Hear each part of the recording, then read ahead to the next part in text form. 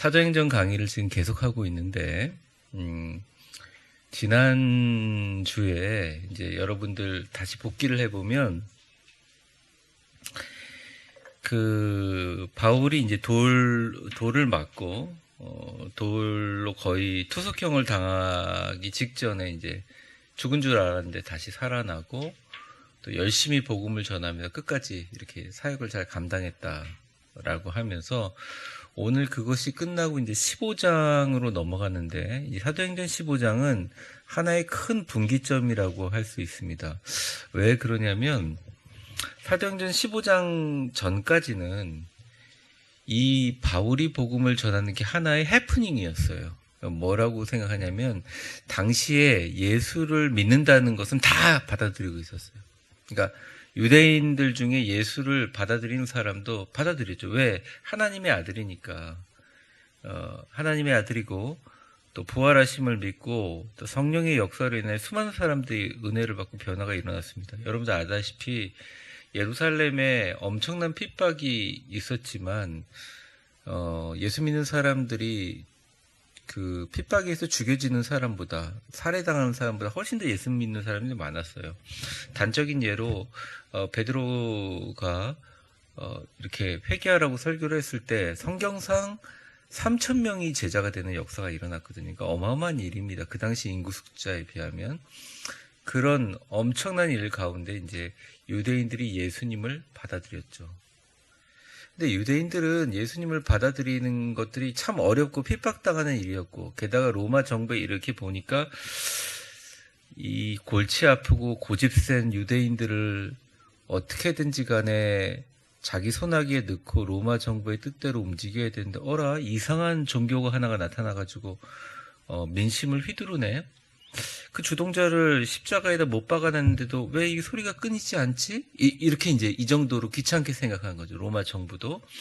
그래서 이제 총독은 빌라도지만 이 헤롯이라는 가문에서 계속 분봉왕을 만났는데 그 중에 가장 독한 사람, 완전히 친유대주의자 파인 헤롯 안티바스, 그 사람을 대부분 분봉왕으로 딱 세웁니다. 그러면서 로마가 이제 적절하게 협의를 하죠. 어쨌든 너희들도 우리랑 같이 살아야 되니까 종교 생활 잘하게 해줄게. 니네가 믿는 유대교 여호와 신앙 잘 믿게 해줄게. 단 한 가지. 로마 정부의 위협이 될 만큼 너희들이 원래 가지고 있던 사상보다 좀 급진적인 사상이 있으면 네가 탄압을 하거나 생명의 여탈권을 가져도 괜찮다. 이렇게 얘기한 상태입니다. 그래서 우리가 사실은 이 사도행전 강의가 13장서부터 시작됐는데, 사도행전 2장, 4장까지는 너무너무 좋았지만, 스데반이 살해당하기 시작하면서부터 굉장히 상황들은 좋지 않았어요. 대신 그런 핍박이 예루살렘과 온 유다와 사마리아와 땅끝까지 복음을 전하는 그런 역사가 일어난 거죠. 이미 땅끝까지 복음이 전달되고 있는 상황이었습니다.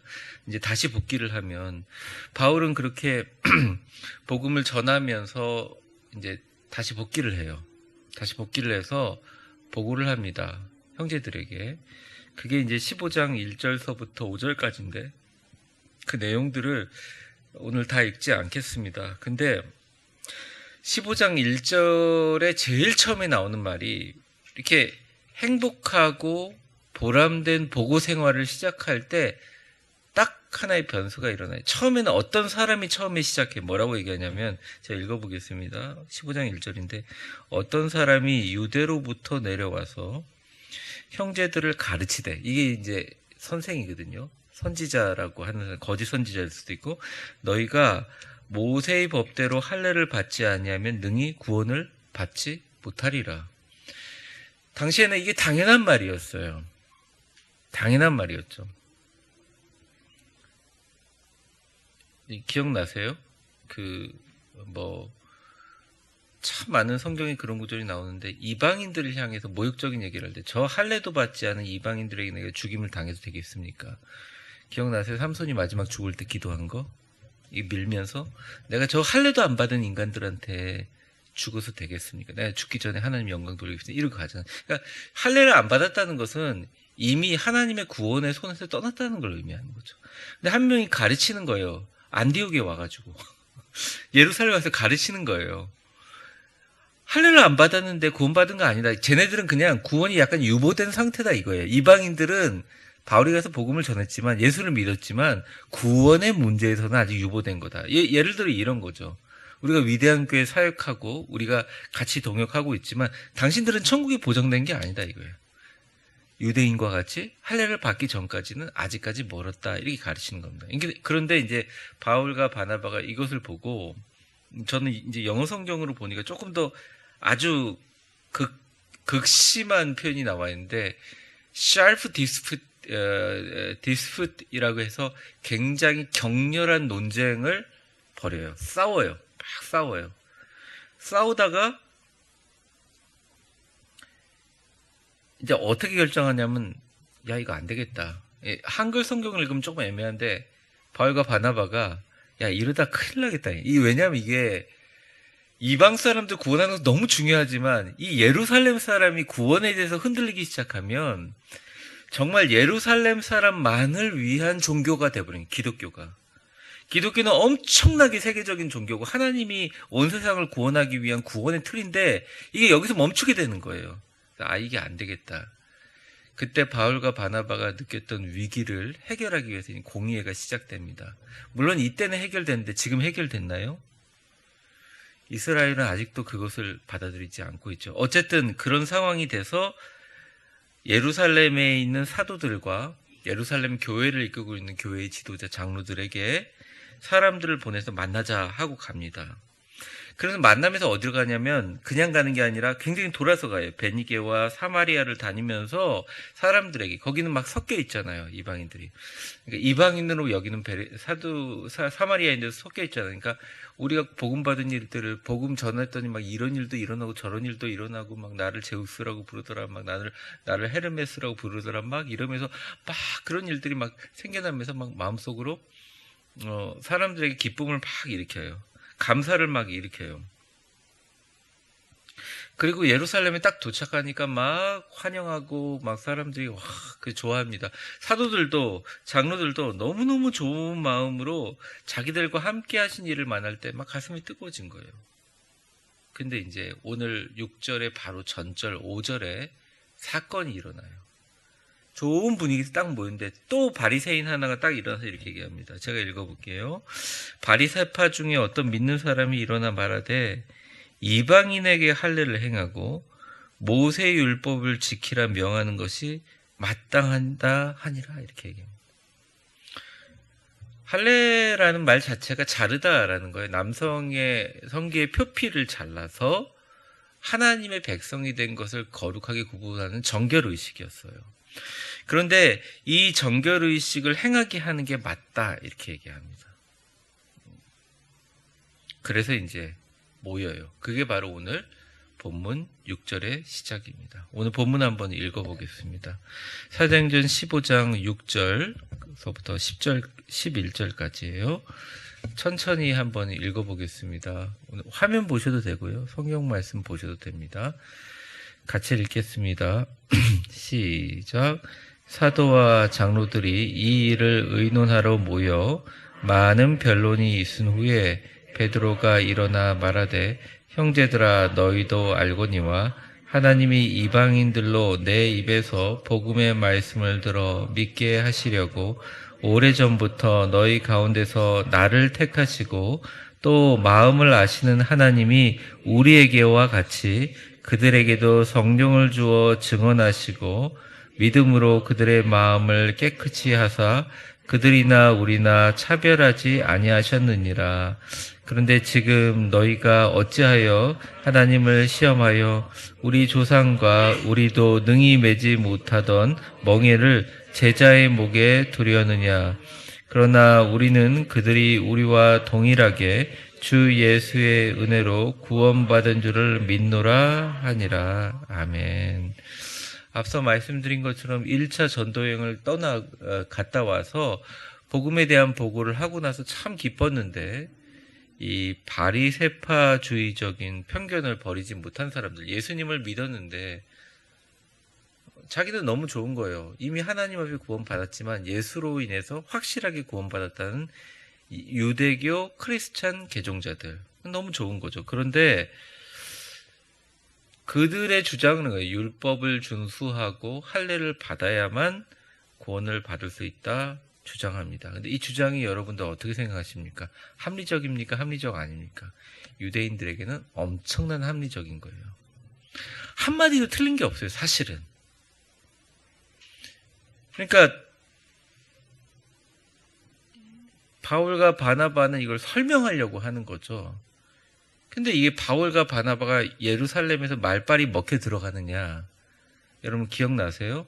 스데반을 돌로 쳐 죽일 때 옷 지키는 사람이 누구였죠? 바울이었어요. 그 당시엔 사울이었지만. 말빨이 안 먹히는 거예요.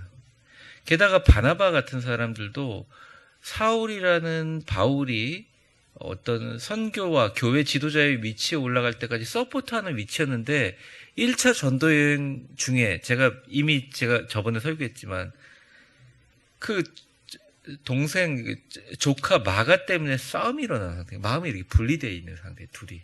그러니까 이게 상황이 별로 좋지 않은 거죠.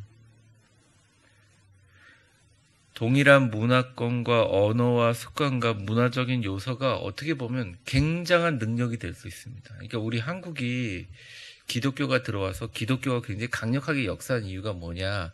선교학자들이 굉장히 많이 분석을 하는데 뭐 어마어마하게 책이 많죠. 그런데 제가 딱 마음에 보면서 이거구나 라고 생각한 건 뭐냐면 아직까지 우리나라는 우리라는 말을 제일 많이 써요. 그리고 하여튼 우리가 한 민족이라는 것에 대한 그 멘탈리티, 그런 관점이 굉장히 강해요.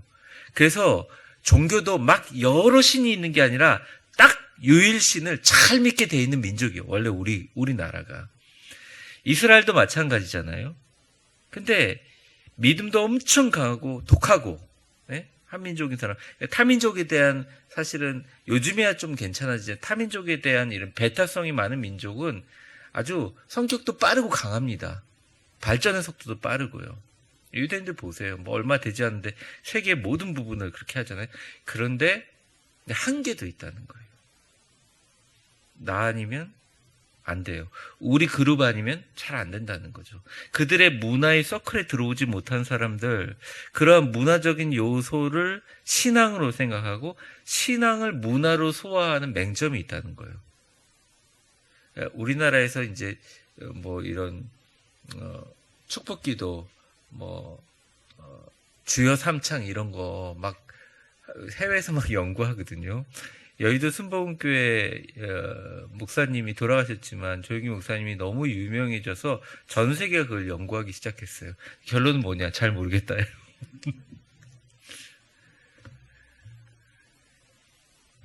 중국 같은 경우는 황제여 뭐 만수부강하옵소서 그걸 한 10번 불렀는데 우리나라는 딱 3번만 불렀다는 거죠. 그러니까 우리나라 그 마음속에, 그리고 막 나무에다 뭐 치렁치렁 색깔 걸어놓고 신령님께 기도할 때도 3번이고 제사 지낼 때도 3번. 이러니까 기도도 3번 하는데 어쩌라는 거예요. 우리나라 문화인데.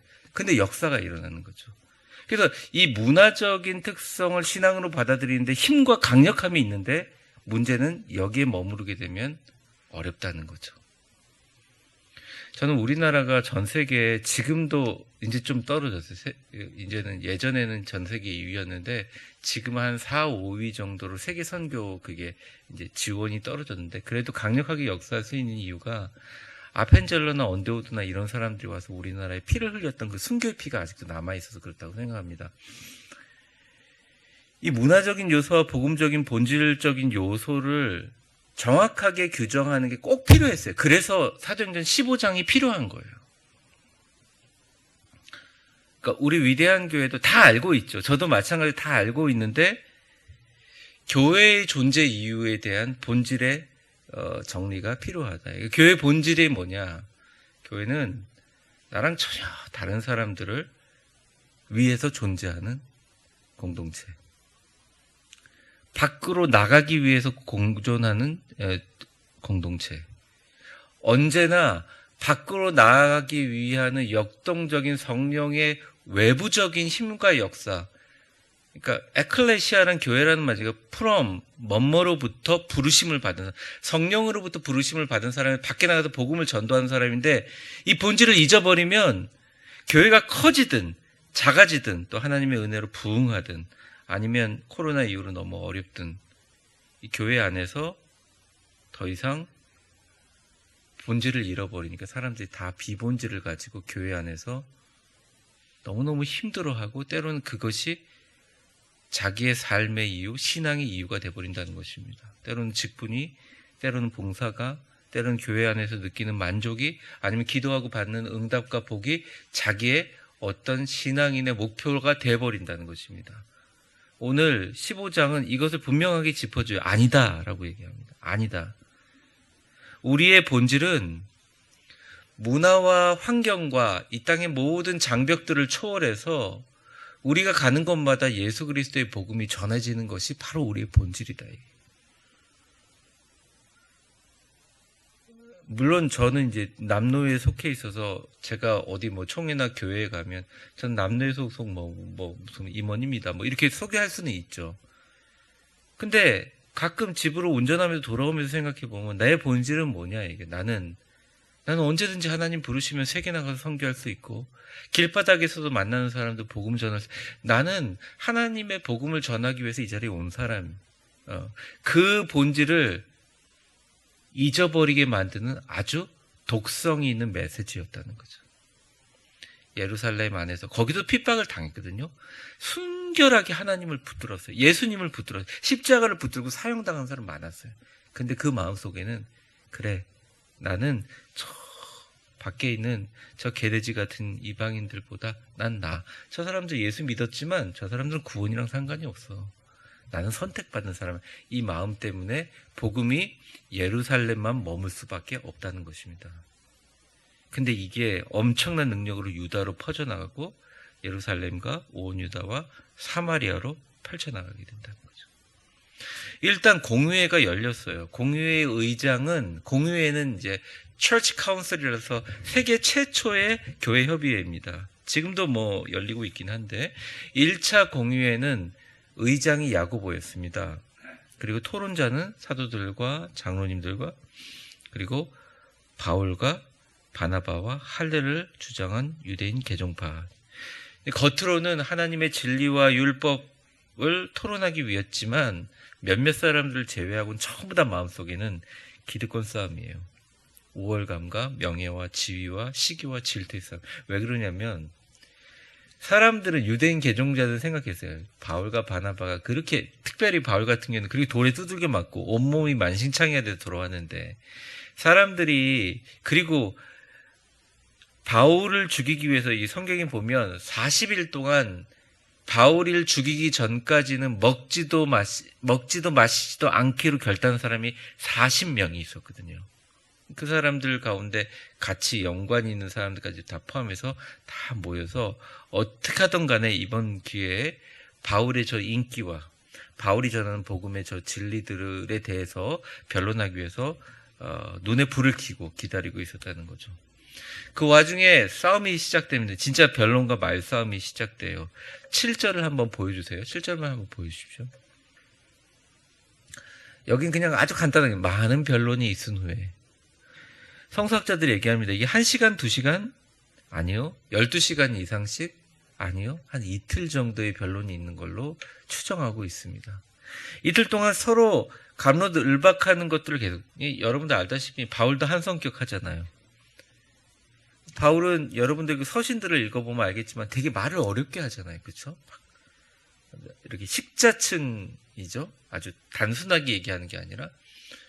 근데 이걸 보고 있었던 공회의 의장이었던 야고보와 베드로가 가만히 보고 있다가 드디어 베드로가 나서기 시작합니다. 여기서 이제 베드로가 나와요. 지금까지는 바울이 주인공이었는데 베드로가 딱 나옵니다. 베드로가 일어나서 예루살렘 최고의 지도자인 교회의 지도자인 베드로가 일어나서 사도의 권위로 담대한 체험적인 간증을 해요. 그의 말의 핵심 뭐냐면 문화적인 모든 요소를 초월하여 이방 세계의 복음을 전하여 오직 믿음으로 구원을 얻는다는 구원 교리를 재정립하는 것이 교회의 마지막 살아남는 방법이다. 저는 오늘 이 시대도 마찬가지라고 생각합니다. 교회가 살아남고 싶냐? 떠나가는 사람, 또 다른 마음으로 다른 신앙을 가지고 예수를 버리는 게 아니잖아요. 우린 지역적인 한계가 있고 문화적인 한계가 있으니까 정말 많은 좋은 목사님들, 좋은 교회들이 복음을 전하잖아요. 근데 이 땅의 교회가 정말 살아남고 하나님의 큰 위대한 역사를 감당할 수 있는 거는 우리의 멤버를 벗어나서 밖에 나서 전도하는 거예요. 되든 안 되든. 근데 참 신기하게 실패를 하더라도 한두 명씩 시작을 하게 되면 사람들의 마음속에 불씨가 붙기 시작합니다. 그러면서 내가 전도 안 했는 사람들이 와요. 참 신기하죠. 좋은 식당들이 처음엔 너무 맛있어 몇 명이 전도하기 시작하는데 알아서 막 사람들이 줄을 서잖아요. 그런 거 똑같아. 하나님께서 역사하시면서 그런 역사들이 일어나는 거죠. 근데 그것 자체에 시도하는 거를 별로 교회의 무가치라고 생각하고, 교회에 와서 예배를 드리고 어떤 우리가 가지고 있는 식대로 하는 것들, 우리 교회의 전통들을 강요하기 시작하면 복음의 문지방이 넘어져서 우리 교회에 와서 적응을 못하고 다 튕겨나가 버립니다. 제가 장금영 권사님한테 이제 1년 동안 등록하신 분들, 그리고 어떻게 이제 하고 있는지 저희들 챙긴 거하고 자료들하고 이제 그분들 조만간에 한번 저희 교인들 앞에서 축복하고 그렇게 할 텐데요. 여러분들이 존재하는 이유로, 여러분이 이 자리에 있는 이유로 하나님의 영광이 되기 위해서 가장 중요한 것은 우리 스스로 구원의 교리의 재정립이 필요하다는 거죠. 저도 그렇고 여러분들도 전도하는 사람입니다. 저는 설교하는 사람이 아니라 저도 전도하는 사람. 저도 하나님 앞에 하나님의 천국문에 가서 하나님 앞에 정말 무익한 종으로 부족하게 많이 하나님 앞에 여러 가지 이야기를 들었겠지만, 그래도 어느 곳에 가든지 하나님 저에게 전도할 길이 있고 선교할 길이 있다면 거기에 담대하게 나가는 게 되게 중요해요. 베드로 사도가 이야기를 시작하는데 딱 두 가지 내용입니다. 요약하면 이게 첫 번째, 너희들이 지금 옳고 그르고를 싸우고 있다. 그러니까 이 할례를 받아도 된다 안 된다 이걸 갖고 싸우고 있다. 그런데 잘 생각해봐라. 옳고 그름의 문제가 아니라 의미의 문제다. 이게 첫 번째 말이에요. 왜냐하면 여러분 이전에 베드로가 여러 일들을 경험합니다. 고넬료의 회심 사건을 보고 이방인들의 구원의 역사를 보게 돼요. 그 다음에 두 번째, 이제 이게 첫 번째는 뭐냐, 의미의 싸움이다. 두 번째는 뭐냐, 베드로가 얘기다. 하나님께서 우리에게 보다 앞서가셨는데, 우리가 옳다 그러기 전에 하나님이 하셨는데, 하나님께서 이방 사람들을 구원하셨는데, 바울과 바나바라는 사람 통해서 하나님이 이방 사람들을 구원했는데 누가 이거에 대해서 가로막겠느냐. 우린 노코멘트 해야 된다. 그러니까 하나님 역사하실 때 수용하고 지지하고 받아들여야 된다. 우리보다 앞서가신 역사하신 사실을 수용해야 된다. 저희가 미랄교회에서 나와서 조그만 사람들이 조그만 한 5평짜리 공간에서 모여서 기도할 때를 기억하시죠? 그렇게 해서 시작해가지고 우리 교회들이 막 진짜 한 몇 개월 만에 엄청나게 커갈 때 정말 많은 사람들이 오해하고 비난들이 많았습니다. 근데 많은 목사님들이 그런 얘기를 했어요. 그건 중요하지 않다 이게. 저 사람들이 모이는 게 하나님이 하신 일이라면 저거는 우리가 인정해야 된다 이거예요. 그러니까 우리 교회가 어떻게 보면 하나의 증거죠. 베드로의 훌륭한 점은 이렇다고 생각해요. 물론 베드로가 나중에 거꾸로 순교한 점도 훌륭하긴 하지만, 베드로가 능력 있는 건 훌륭하지만 사실은 베드로는 그냥 갈릴리 어부예요. 다혈질적인 사람이고요. 감정 주체를 잘 못했던 사람이에요. 그리고 하나님 앞에 쓰임 받은 사람이었지만 실수도 많이 했어요. 바울한테 지적도 받았던 사람이. 근데 베드로는 굉장히 적어도 몸으로 부딪혀가지고 어떤 일을 해결하려고 했던 사람이에요. 예수 복음을 전했죠. 자기가 설교만 했는데 3,000명의 제자가 생깁니다. 그러면 의시되고 이단 교주가 될 만하지 않아요? 근데 딱 그만두고 예루살렘을 야고보에게 맡기고 어디로 떠나면 요바로 떠나고요.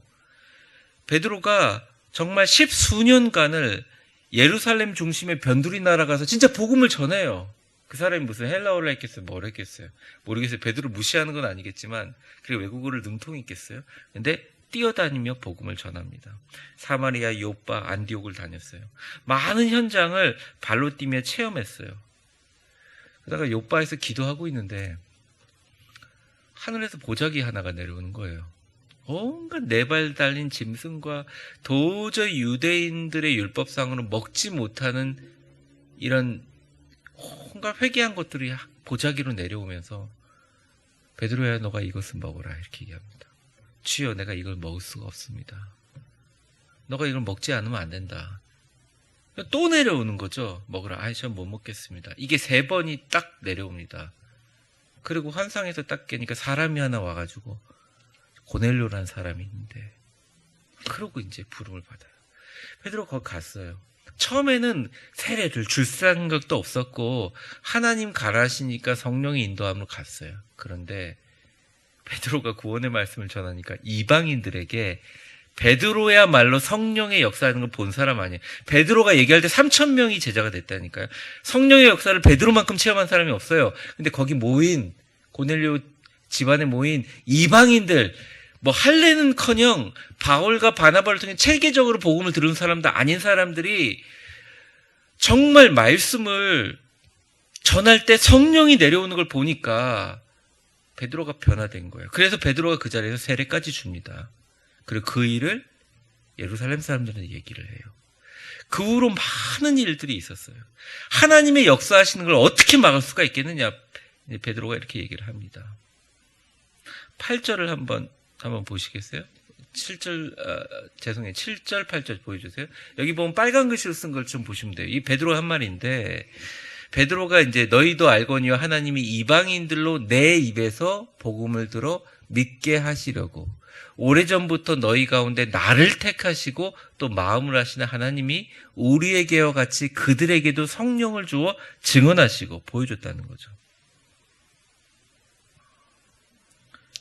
성령이 역사하여 마음 문을 열고 구원을 받게 하는 복음의 구원과 능력의 확장성을 보여줬다는 것입니다. 자, 저를 한번 보시죠. 성도들한테 시키면 제일 싫어하는 게 뭐냐? 전도입니다.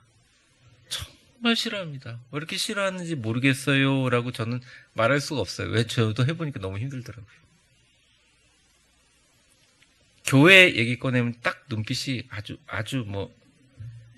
이 사람 좋게 봤는데 이상한 사람이네 이런 눈빛을 보니까 순간 당황하는 거죠.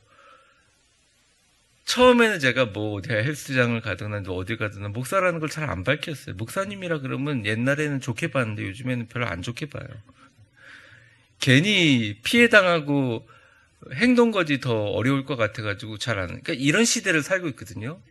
선교학자들이 2022년 선교학 보고서에서 되게 재미있는 결과를 봐요.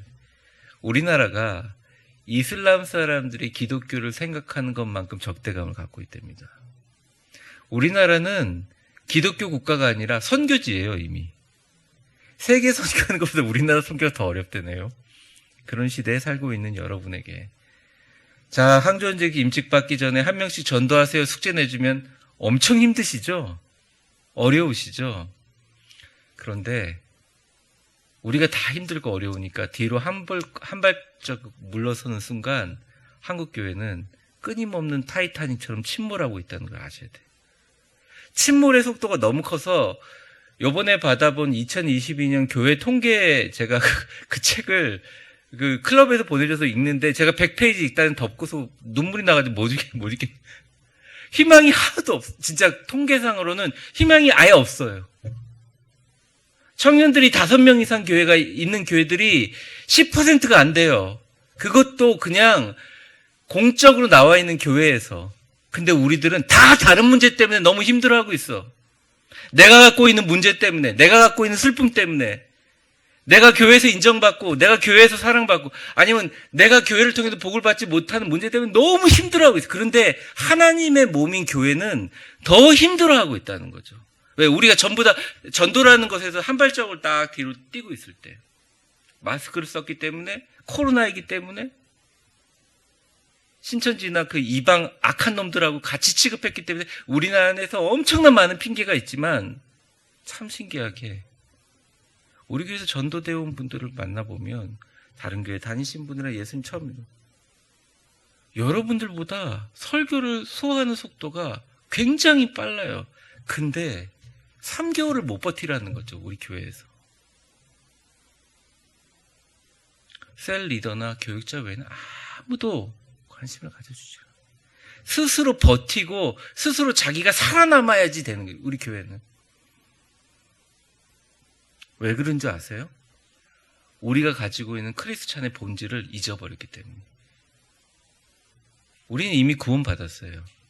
끝인가요? 아니, 우리는 구원받았지만 우리 주변에 있는 구원받고 성화의 길을 가는 사람에게 하나님 나라 갈 때까지 같이 손잡고 갈 수 있고 그들을 이끌어주는 위대한 사명을, 그걸 할 때 마음이 뜨거워지지 그거 안 하고선 뜨거워지지가 않아. 아무리 설교를 많이 듣고 뭐 찬양 집회를 하고 막 부흥회를 하고 막 엄청난 복을 받아도 그때뿐이고 그냥 잊어버린다. 근데 내가 손수 전도하고 죽어가는 영혼들을 끌어오는 경험들을 하게 되면 우리 안에 정화가 일어납니다. 우리 안에 모든 비본질적인 것을 성령의 불로 주님께서 태워주셔버려요. 그러면서 마음속에 강력한 열망이 생겨나요. 내가 이 교회 다니면서 하나님의 복음 전해서 죽어가는 영혼들을 내 죽기 전에 얼마나 구원할 것인가. 일개 갈릴리 어부였던 베드로를 통해서 하나님 역사하심을 그들이 봤잖아요. 어저께 저희 교회가 이제 선교를 계획하면서 지난주에 당회를 해서 제가 이렇게 알아보면서 태국의 치앙라이 쪽에서 선교하시는 선교사님하고 연결이 됐어요. 거기서 정말 아픈 아이들을 병원 예전에 미국의 선교사님이 세운 태국이요 우리나라보다 더 먼저 복음이 들어갔어요. 태국을 무시하면 안 돼요. 우리나라보다 훨씬 더 복음이 먼저 들어간 나라예요. 근데 거기에 우리나라 연세 세브란스 병원처럼 그 태국 북부는 좀 시원하잖아요. 거기 치앙라이 쪽에 거기에 기독교 병원이 있는데 그 병원에 이제 원목으로 들어갔는데 총회 파송을 원목으로 딱 들어갔는데 너무 좋은 직업이고 물질적으로 정말 너무 봉급도 좋고 이게 선교사이신데 너무 행복했는데 병원 원목 생활은 너무너무 잘하는데 주변에 복음을 전도하러 지역에 가니까 산족들, 치앙라이 사람들한테 가니까 아무도 안 받아들여요. 복음을. 여기 일본하고 태국이 아주 유명합니다. 이런 아주 선교사들의 무덤이에요. 그래서 그 사람은 어떤 결심을 했냐면 병원 원복음으로 파송됐기에 내가 이 선교의 일은 감당한다. 그리고 여기 오는 참 죽어가는 사람들이 어려운 사람들 정말 내가 이게 치료하는 거 일은 잘 감당하겠다. 단 돈을 안 받겠다. 딱 선포를 한 거예요. 교회에서 지원하는 것은 80만 원, 70만 원밖에 없는데 주 파송은 왜냐면 그 병원 사니까 딱 선교사님 끊어버린 거예요. 정말로 끊고 어디에 매달렸냐? 나는 미국 선교회가 세운 교회 이 병원의 병원 목사가 아니라 나는 지금 당신 죽어가는 족속들의 선교사로 예수 전하는 사람 왔다 그러면서 활동 시작한 거예요. 여전히 어렵지만 막 그때부터 막 복음의 역사가 그 주변에 막 일어나는 거예요. 얼마 전에 그 교회 청년들하고 교인들이 다 왔다 갔는데 너무 감동을 많이 받고 갔다 그러죠. 그래서 이런 곳에 가면 좋겠다. 이제 마음속에 이런 생각이 들었습니다. 이제 구체적으로 제가 좀 연락을 하려고 하는데 이게 본질인 거죠. 우리가 어떤 봉급을 받고 뭘 하고 무슨 직업을 하고 이런 게 아니라 내가 하나님 앞에 나에게 왜 복을 주시냐, 내가 왜 나에게 은혜를 주시지, 이거는 복음 전하기 위해서 하나님께서 우리에게 보너스로 주신 거예요. 그리고 너무너무 어렵고 이거 정말 교회 생활조차도 하기 힘들고 어려우신 분들이 그럼에도 불구하고 복음의 깃발을 들고 다가가면 하나님 복음 전할 수 있도록 여건을 마련해 주세요. 그 모든 원리들은 어렵지 않습니다. 그런데 단 우리가 마음으로 내가 이 교회에서 신앙생활을 하고 하나님을 믿는 나의 모습이 복음의 확장성과 복음의 생명력을 전하는 나의 본질에서 벗어나게 되면 우리는 신앙이라는 게 너무너무 힘들어요. 사람 쳐다봐야 되고 눈치 봐야 되고 관계 생각해야 되고 힘든 거죠. 근데 우리가 본질에 충실하면 하나님 모든 것을 다 해결해 주신다는 것입니다. 9절을 한번 보시길 바랍니다. 이 베드로가 했던 핵심 메시지인데요. 9절 한번 보겠습니다. 화면 좀 보여주세요. 같이 읽겠습니다. 시작. 믿음으로 그들의 마음을 깨끗이 하사 그들이나 우리나 차별하지 아니하셨느니. 간단한 말이지만 이런 거예요. 왜 할례를 해요? 깨끗하게 하기 위해서. 정결의식이에요. 할례가. 더럽다는 거죠. 이방 사람들은. 깨끗한 하나님의 클럽, 하나님의 자신만의 백성으로 받아들이는 행위죠. 근데 하나님께서 성령으로 그들의 마음을 깨끗하게 하셨다. 성령님이 역사하시면 복음의 은혜가 시작됩니다. 저희 교회가 코로나 이전에 캄보디아 갔었잖아요. 기억나세요? 라오스도 갔었죠. 캄보디아 가서 여러 작은 교회들 한 두세 교회를 저희 다녔던 기억들이 나요. 그 소식을 들으니까 그때 정말 숫자가 적었는데 갔다 오신 분도 이 가운데 있을 텐데 하나님께서 역사하셔서 정말 그 안에 열매가 시작되고 교회가 시작되고 그 안에 중국인 선교가 지금 연결이 되고 있어요. 그때 사역하시는 선교사님은 지금 한국에 잠깐 안식년으로 오셨지만 제가 보면서 야, 이게 하나님께서 반드시 역사하시는구나. 그들이나 우리나 구분하고 차별하지 않으시고 동일하게 역사하신. 히브리서 11장 1절을 보면 이런 말씀이 있습니다. 뭐라고 나와 있느냐? 믿음은 바라는 것의 실상이요 보이지 않는 것의 증거다. 제가 가끔 어디 강의할 일이 있으면 여러분 지금 보이지 않는 곳에서 여러분들의 복이 다가오고 있는 걸 믿습니까? 그럼 다들 키 웃어요. 좋은 말씀 해주셔서 감사해요. 위로해 주셔서 감사해요. 위로하고 좋은 말씀 하려는 게 아니라 좋은 것이 다가오는 거예요. 그걸 믿는 게 믿음이죠. 그렇죠? 물질적인 것도 그렇고 경제적인 것도 그렇고 자녀에 관한 것도 그렇고 삶에 관한 모든 것도 마찬가지입니다. 어려움에 너무 사로잡히면 그 어려움에 사로잡히기 때문에 멀리 보지를 못해요. 보이는 것에만 집중하게 됩니다. 내일도 이렇게 신방하는데 제가 부디 가서 하나님께서 그분의 병도 고쳐주시지만 그분의 마음의 눈을 넓혀주셔서 좋은 것이 다가오는 것을 정말 마음속 깊숙이 고백하게 되기를 정말 간절히 바라고 있거든요. 여러분에게 보이지 않을 수 있어요. 안 보이죠. 어쩌면 지금 보이고 있는 장벽과 장애 때문에 힘들 수 있어요. 그런데 내가 복음이라는 본질 안에 서 있으면, 내가 주님의 은혜 안에 서 있으면 하나님께서 보이지 않는 것을 통해서 우리에게 역사하시는 믿음을 볼 수 있다는 것입니다.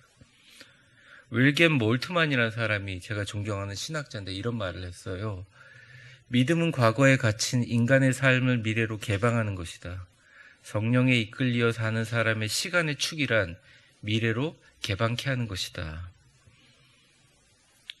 쉽게 얘기하면 이런 거예요. 크리스천은 어떤 사람이냐? 과거에 등 떠밀려서 앞으로 나아가는 사람이 아니라 미래가 앞에서 이끌어서 미래로 가는 사람이 크리스천이라는 거죠. 여러분, 그래서 3월 1일 오늘 유관순 열사가 이런 얘기 했지 않습니까? 사형당하기 전에 내가 조국을 위해서, 조국이라고 표현했나? 우리나라를 위해서, 대한민국을 위해서 죽을 목숨이 한 개밖에 없어서 너무 원통하다 이러면서 죽었거든요. 죽기 전에. 대단한 분이잖아요. 진짜 대단한 분이에요. 그런 순국 열사들이 있어가지고 우리나라가 유지되는 거 아닙니까? 그럼 강건한 마음으로 대한민국의 미래를 보며 죽었어요.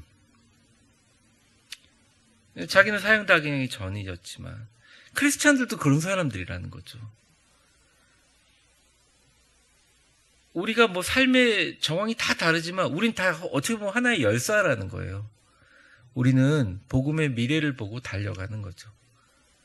우리 교회에 있는 분들이 전부 다 예배 끝나고 밖으로 나가서 길거리에 다닌 사람, 아니 주변에 지금까지 복음을 전도하지 못한 사람, 우리 교회 청년들이 하나님의 영향력이 있는 사람이 되어서, 아니 우리 교회 자라나는 사람, 모든 세대들이, 아니 모든 사람들이 기회가 나면 자신의 물질과 자신의 여유와 자신이 갖고 있는 힘과 영향력을 이용해서 세계 천역을 다니는 복음을 다니는 미래를, 그네를 바라보는 사람들이 바로 크리스찬이라는. 여러분, 그래서 2023년 시작된 지 이제 3개월째 들어가잖아요. 과거는 재빨리 잊어버리세요. 그냥. 어렵죠. 그러니까 잊어버리세요. 저도 잊으려고. 잊으세요. 그리고 다시 감사와 겸손으로 하나님께 믿음으로 나아가야 합니다.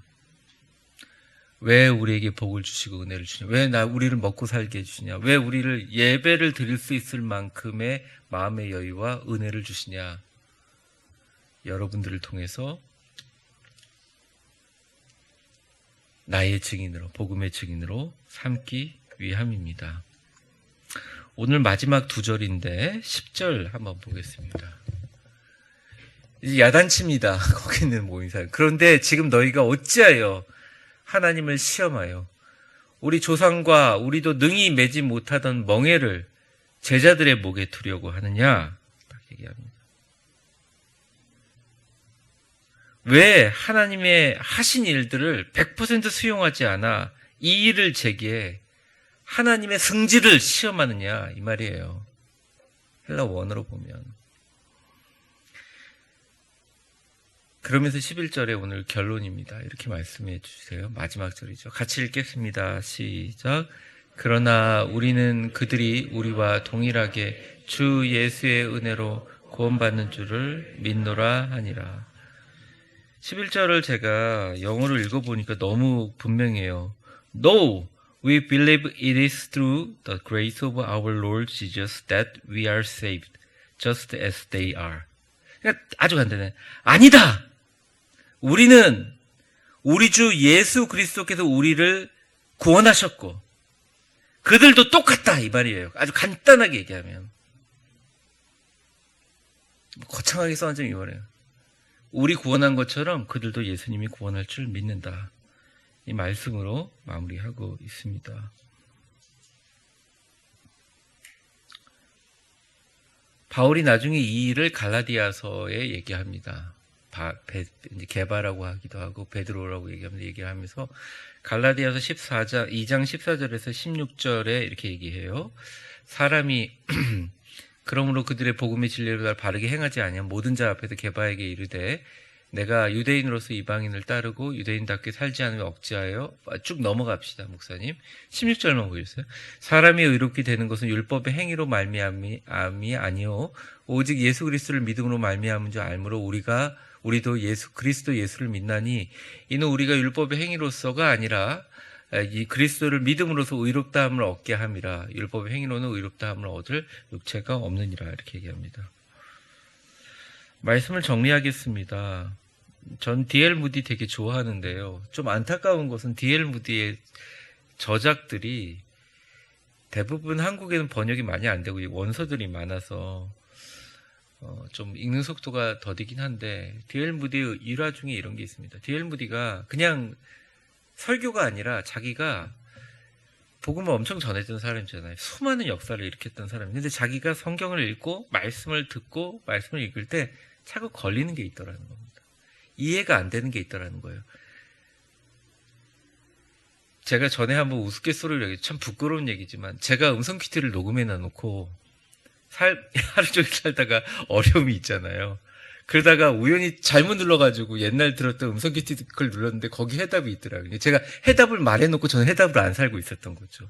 참 부끄럽잖아요. 근데 이 D.L. 무디도 말씀을 많이 전하고 소비하다 보니까 자기가 말씀 속에서 사는 게 아니라 그냥 말씀을 전하는 사람으로 살더라는 거예요. 자꾸 의심이 되고 이해가 안 되는 거예요. 왜 나한테 이런 일이 일어나는? 난 열심히 했는데 왜 나한테 이런 일이 일어나? 시험이나 의심이 될 때가 있더라고요. D.L. 무디도. 예? 근데 그럴 때 그가 하는 방법이 다 내려놓고 자기가 하고 있는 고아원에 가서 봉사를 하거나 아니면 당시에는 수레가 다니는데 자동차가 없으니까 지나가는 수레가 진흙탕에 빠졌을 때 밀어주기만 해도 몸으로 봉사하고 나서 다시 와서 성경을 보면 이해가 너무 잘 된다는 거예요. 그거 갖고 설교를 하면 어마어마한 사람들이 구원받는.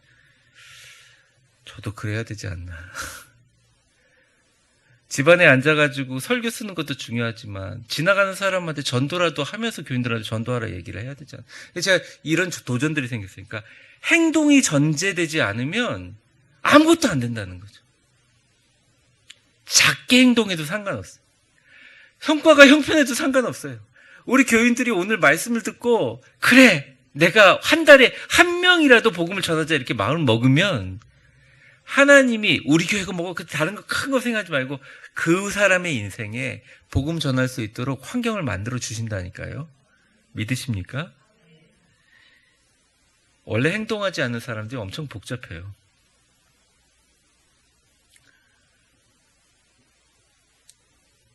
성령이 무엇이냐, 복음이 무엇이냐, 저는 단 한마디로 얘기하면 이 단어라고 생각합니다.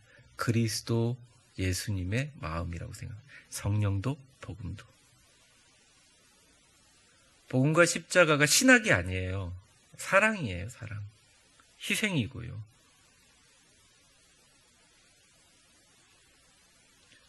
오늘 베드로는 막 야단치고 소리치고 있어요.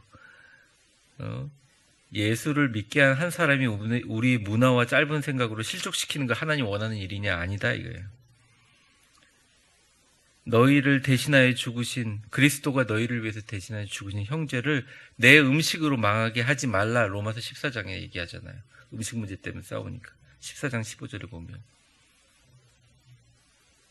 바울 사도는 그리고 오늘 얘기한 베드로는 그리고 모두 순교했던 12사도는 모두 다 예수님의 복음을 전하기 위해서 최선을 다하며 살았습니다. 말씀을 정리하면 딱 세 가지라고 보여집니다. 첫 번째, 하나님이 하신 일들을 체험한 신앙이 진짜 신앙이다, 능력이다. 저는 여러분이 그 신앙이 있기 때문에 위대한 교회 능력 있게 역사하는 줄 믿습니다. 두 번째, 사람의 마음을 문을 여는 것은 누구도 하지 못해요. 성령님이 하세요. 성령님은 능력이 있습니다. 세 번째, 교회의 능력은 어디 있느냐? 교회 모든 성도들을 행복하게 만드는 방법은 교회 모든 성도들이 막 뜨거워지고 눈물이 흘리고 감격이 흐르고 여기서 치유 회복이 일어나는 방법이 어디 있느냐? 세미나를 해야 되냐? 목사님 설교가 막 천사처럼 좋아야 되느냐? 교회 시설이 좋아야 아니라고요. 복음과 성령의 본뜻은 그리스도의 마음. 복음을 전해서 그들을 구원하려고 하는 복음이 가지고 있는 위대한 은혜와 생명과 확장성을 신뢰할 때 교회가 교회다워지면서 우리는 이 안에서 엄청난 기쁨과 회복과 은혜를 체험할 수 있다는 것입니다. 돈이 없어도, 때로는 고통받아도, 때로는 남들이 볼 때 저 바보같이 저렇게 손해보고 앉아있어.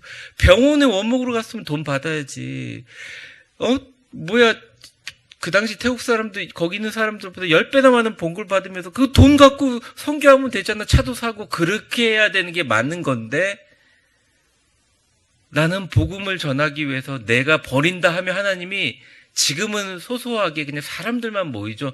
하나님이 그거 하실 일을 도와주신다는 거예요. 저는 반드시 믿어요. 우리 위대한 교회가 이 땅에 복음을 전하기 위해서 하나님의 나라의 확장을 위해서 그 본질을 회복하고 오늘부터 마스크 저희 교회는 해제하기로 했거든요. 해제가 아니라 자율로 하기로 했거든요. 쓰셔도 되고 안 쓰셔도 되고. 다음 주부터 이제 우리 4층 이렇게 공간들 우리가 다 모임도 가지고 하나하나 단계적으로 저희가 알려드리고 이렇게 시작할 텐데 4층에 커피를 나누고 아름다운 음료수를 마시고 앉아서 거기서 옛날같이 똑같은 그런 얘기만 하고 앉아있을 거면 우리가 안 하면 못한다는 거예요, 진짜. 도대체 여러분들이 기독교인 그 자체의 목적이 어디 있느냐 이거야. 예수님이 여러분들을 그 직업으로 만들어주시고 예수님이 여러분들을 하나님의 사역자로 세운 이유가 어디 있느냐 이게. 그 이유는 여러분들의 모습을 통해서 예수님을 보여주고 여러분들 통해서 복음을 전하기 위함이라는 거예요. 그걸 위한 모임이 되어진다면 하나님이 저 4층 공간을 복되게 만드실 거라는 거죠. 여러분들 모인 정말 이 3.1절인데 여러분들 대한민국 독립만세 안 부르고 이 자리에 이렇게 예배 모이신 여러분들 좀 독하게 예배 드리시는 분들이 모여서 진짜 모여서 주님의 복음을 전할 수 있고 어떻게 하면 교회에 정말 이방인들 죽어가는 사람들을 할 수 있는지 사람들이 그런 이야기들을 나누는 여러분들이 언로의 주체가 된다면 하나님이 여러분들의 삶을 반드시 축복하실 겁니다. 자리가 사람을 만든다는 거 맞아요. 저는 맞다고 생각합니다. 왜냐하면 그 자리에 있으면 하나님의 역사를 같이 동참해야 되니까. 여러분들 하나님의 역사의 자리에 같이 동참하시는 여러분들 되시기를 주의 이름으로 축원합니다.